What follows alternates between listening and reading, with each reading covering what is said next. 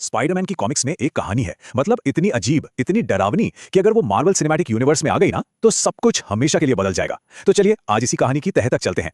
तो आजकल एक अफवाह बहुत तेजी से फैल रही है कि टॉम हॉलैंड के स्पाइडरमैन को भी टोबी मैगवायर वाले स्पाइडी की तरह ऑर्गेनिक वेब्स मिलने वाले हैं। ये सुनकर ज्यादातर फैंस का तो दिमाग ही घूम गया है, क्योंकि इस पीटर पार्कर के कैरेक्टर पर मैकेनिकल वेब शूटर से ज्यादा फिट बैठते हैं। तो फिर ये होगा कैसे?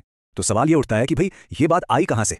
और ऐसा लगता है कि इसका जवाब ना कॉमिक्स की एक बहुत ही अजीब और चौंकाने वाली कहानी में छिपा है। तो इस कहानी का नाम है मेटामॉर्फोसिस, और यही वो चैप्टर है जो हमें समझाता है कि स्पाइडरमैन में इतना बड़ा, इतना अजीबोगरीब बदलाव आखिर आ कैसे सकता है। तो होता यह है कि कहानी में एक विलन है जिसकी शक्ति ना बड़ी ही अनोखी है। उसकी एबिलिटी है कि वो सिर्फ एक किस से किसी को भी म्यूटेट कर सकती है, मतलब उसके डीएनए को ही बदल देती है। और इस बार उसका निशाना कौन बनता है? हमारा अपना पीटर पार्कर। और इस म्यूटेशन का नतीजा कुछ ऐसा होता है जिसे कॉमिक्स में मैन स्पाइडर कहते हैं। ये पीटर का वो भयानक रूप है जहां वो इंसान कम और एक विशाल राक्षसी मकड़ी ज्यादा लगता है। ये स्पाइडरमैन नहीं, ये एक मॉन्स्टर है सच में। तो ये जो बदलाव है ना, ये बहुत ही डरावना प्रोसेस है। सब कुछ उस विलन के एक किस से शुरू होता है। फिर पीटर का शरीर धीरे धीरे एक विशाल मकड़ी में बदलने लगता है। जब वो पूरी तरह से मैन स्पाइडर बन जाता है तो कहानी और भी अजीब हो जाती है, क्योंकि वो भयानक जीव मर जाता है। लेकिन रुकिए, कहानी यहां खत्म नहीं होती। असल में कहानी का सबसे बड़ा, सबसे अजीब ट्विस्ट तो अब आता है।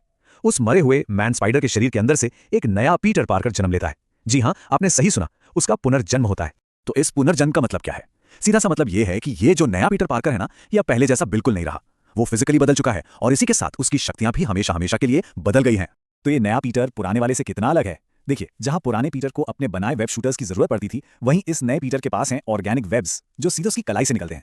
वो अब सिर्फ एक मकड़ी के काटने से बना सुपर हीरो नहीं है, बल्कि वो सचमुच एक स्पाइडर ह्यूमन हाइब्रिड बन चुका है।